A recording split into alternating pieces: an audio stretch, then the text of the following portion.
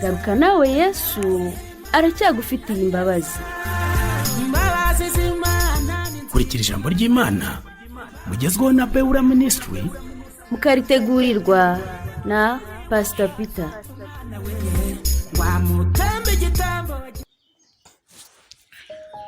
Reka mbasuhuze mwese mu izina rya Yesu Kristo. Reka mbifurize kugira icyumweru cyiza, icyumweru cy'umugisha w'Imana ndetse n'ubuntu bw'Imana bukomeye. Imbaraga z'Imana zibane n'umuntu wese muri twe, kandi ubuntu bw'Imana bukomeze kugenda bugaragara.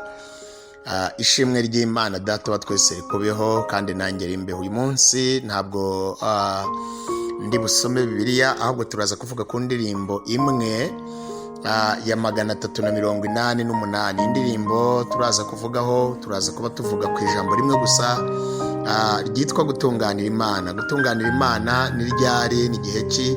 Ese wumva wakora gute kugira ngo utunganire Imana? Ese wowe Imana igushakaho iki mu buzima bwawe bwa buri munsi? Imana idufashe cyane. Rero nomero yacu ukeneye kutuvugisha cyangwa se ko hari ibindi wenda twaganiraho ni 0782 96 44 50. ushobora kuduhamagaraho cyangwa se ukandikaho kuri WhatsApp, hanyuma tukavugana. Imana ikaduhana umugisha tugakomezanya mu by'urugendo. Imana ishimwe kandi amahoro y'Imana abane nawe. Iyi ndirimbo ya 388 uyu munsi niyo tugiye kuvugaho kuri iki cyumweru, niyo tugiye kuvugaho. Ahari wenda ujya uyiririmba cyangwa se waranayumvishe abantu bayiririmba, birashoboka cyane, ariko uyu munsi ndagira ngo wongere yumve neza. Nibinaba ngombwa wongere uze gufata igitabo, wongere uyisome, wongere uyiririmbe, hanyuma wumve amagambo meza ari muri iyi ndirimbo, ariko wumve impuguro, integuro, umuburo indirimbo igenda iha abana b'Imana. Imana ishimwe. Yararirimbye ku gitero cya mbere aravuga ngo tunganira Imana ubudasiba, jya uhora uyisenga kandi uyumvire. Aravuga ngo jya ubana n'abayo, jya ufasha indushyi. Aravuga ngo ntusibe na rimwe kuyikorera. Imana ishimwe cyane. Jya ubana n'abayo, ufashe indushyi, ariko ntugasibe na rimwe gukorera Imana. Ariko atangira avuga ngo tunganira Imana ubudasiba. Tunganira Imana ubudasiba, jya ubana n'abayo, jya ufashe indushyi, ntugasibe na rimwe gukorera Imana. Imana ishimwe cyane.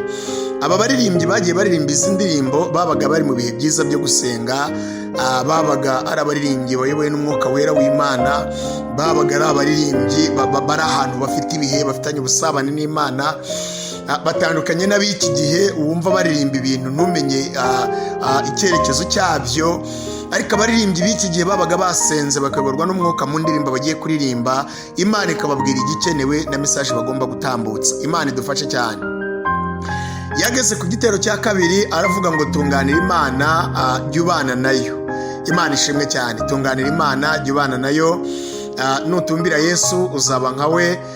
Bose bazamenya kubana nawe, bareka ubugome bitabe Yesu. Nutumbira Yesu uzaba nkawe. Abantu bose bazareka ubugome bitabe Yesu, kuko bazaba bakubonyeho imbuto nziza, bazaba bakubonyeho ubuntu bw'Imana, mbese muri make bazakubonaho guhinduka k'ubuzima, bazakubonaho impinduka. Imana ishimwe cyane. Bazabona hari ukundi kuntu usa, bazabona hari ukundi kuntu umeze, bazareka ubugome atari uko uvuze cyane, ariko nutumbira Yesu uzaba nkawe. Rebefo edepray. Kuba nka Yesu ni ukugira imico nk'iya Yesu, ni ukugenda nka Yesu, ni ukutagira urugomo, ni ukutagira ubugome, ni ukutagira ishyari, ni ukutagira urwango. Kandi bantu b'Imana mbibutse ko nta munyeshyari n'umwe ubaho mu buzima utera imbere. Iyo umuntu agiye ishyari ahora hasi. Umuntu ugira ishyari ahora hasi, ahora ananiwe, ahora ananizwa, kubera ko ahora yita ku byo abandi bagezeho bikamutera umutima mubi. bikamutera ishyari, bikamutera agahinda, mbese ahora ababaye gusa. Ariko umuntu w'Imana wuzuye ntabwo agira ishyari, ntabwo agira igomwa, anezezwa n'ikiza cyabaye kuri mugenzi we. Imana ishimwe. Iyo wasenganye n'umuntu Imana ikamusubiza, ntabwo ugira ishyari, ahubwo unezezwa nuko Imana imushubije. Imana yacu ntihabwe icyubahiro. N'andi magambo, umuntu w'Imana wuzuye ufite ubuntu bw'Imana muri we hari ukuntu agenda. Aravuze ngo tumbira Yesu, ngo nutumbira Yesu uzaba nka we, uzaba nka Yesu, the bread of our bride, uzaba nka Yesu, ntabwo uzaba nk'umuntu, ahubwo uzaba nka Yesu. Ngo abantu bose bazamenya ko ubana nawe, bareke ubugome bamwitabe. Haleluya. Imana idufashe cyane. Nshuti y'umusaraba, tumbira Yesu ubudasiba. Yageze ku gitero cya gatatu, aravuga ngo tunganira Imana uyikorere, nuterwa n'ibyago jya usanga Yesu, ntiyirengagiza umwiyambaza, uyoboke Yesu niwe shobuja. Haleluya. Mbega amagambo meza, mbega indirimbo nziza. Tunganira Imana ikuyobore, nuterwa n'ibyago jya usanga Yesu, ntiyirengagiza umwiyambaza, uyoboke Yesu niwe shobuja. Haleluya. Ndumva nezerejwe n'aya magambo, ndumva aya magambo anezereje cyane. Ku gitero cya gatatu yavuze amagambo meza cyane. Aravuga ngo tunganira Imana ikuyobore, nuterwa n'ibyago ujye usanga Yesu. Aravuga ngo ntiyirengagiza umwiyambaza, kandi aravuga ngo uyoboke Yesu niwe shobuja. Imana idufashe cyane. Uyoboke Yesu kuko Yesu niwe shobuja, niwe wenyine. Mbese nuterwa n'ibyago ntukagire ahandi hantu ujya, ntukagire undi muntu ujya kureba, ntukagire undi wiyambaza, ahubwo ujye uyoboka Yesu, ujye usanga Yesu kuko Yesu niwe shobuja. Imana idufashe cyane.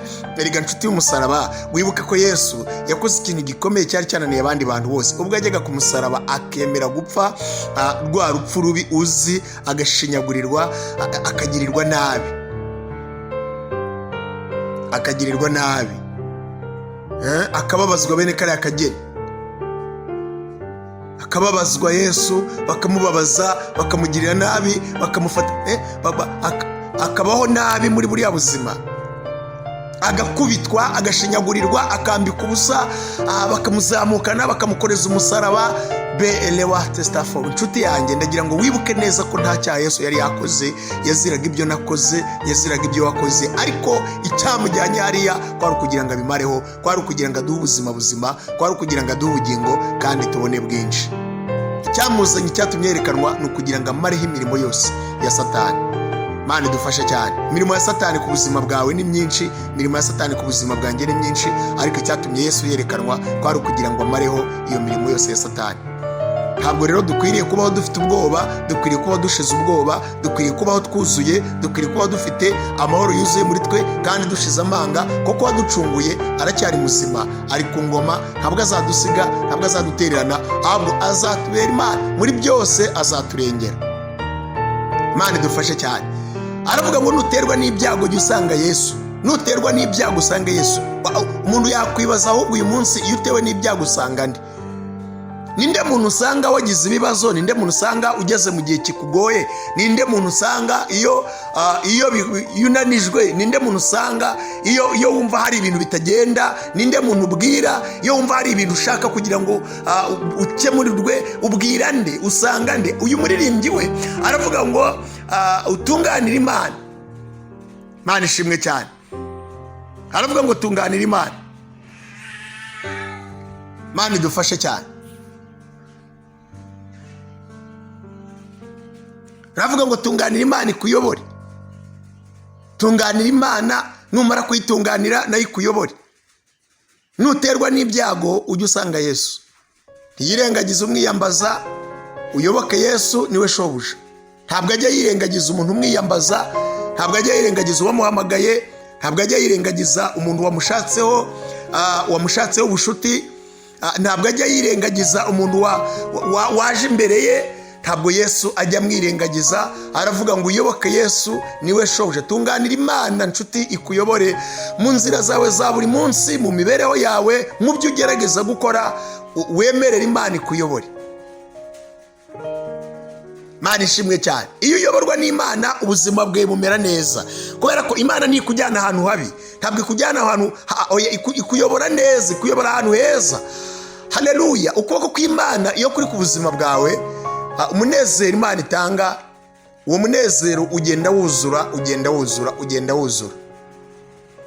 Imana ishimwe cyane, kandi ugenda ukomeza kubona iby'Imana igenda ikora ku buzima bwawe. Muri rimwe yaravuze ngo iby'Imana ikora biradutangaza, biradutangaza. Aravuga ngo nta n'uwabimenya uko biri. Ariko harimo ijambo rimwe yavuze, aravuga ngo ni kutiturizwa n'ibyago biriho kandi ari iby'igihe gitoya.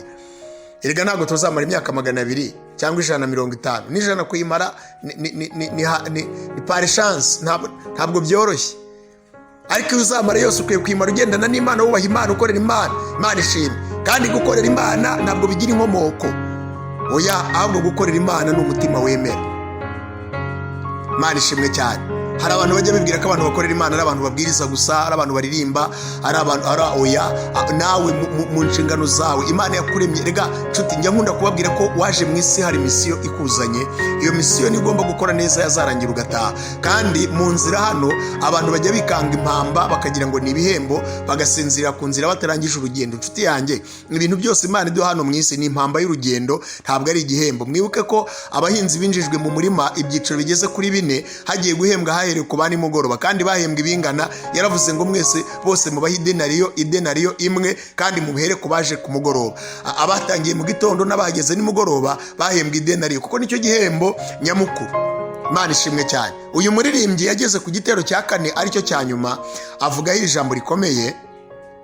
Aravuga ngo tunganira Imana, aravuga ngo tunganira Imana, tuza umutima mu byo ukora byose, wihutiraho, jya wumvira umwuka, ugwiza urukundo, nta soni uzagira nubona Yesu. Haleluya.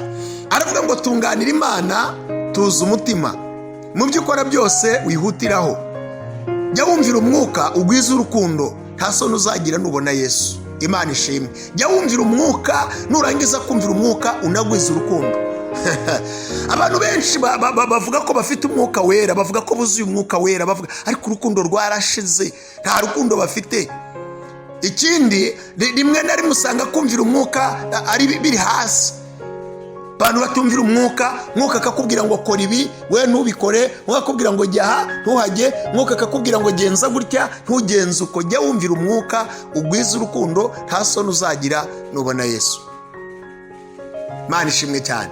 Nshuti z'umusaraba, aho uri mu mpande zitandukanye, aho ngaho uri nyine, aho ngaho ushobora kuba uri muri Amerika, ushobora kuba uri Burayi, ushobora kuba uri muri Aziya, ushobora kuba uri hano muri Afurika, ushobora kuba uri n'ahangaha mu gihugu cy'u Rwanda cyangwa no muri bihugu bituranye, wumva ururimi mvuga. Ariko icyo nakubwira ngo tunganira Imana, nurangiza utuze umutima. Jya wumvira umwuka, nurangiza ugwiza urukundo, nta soni uzagira nubona Yesu. Imana ishimwe.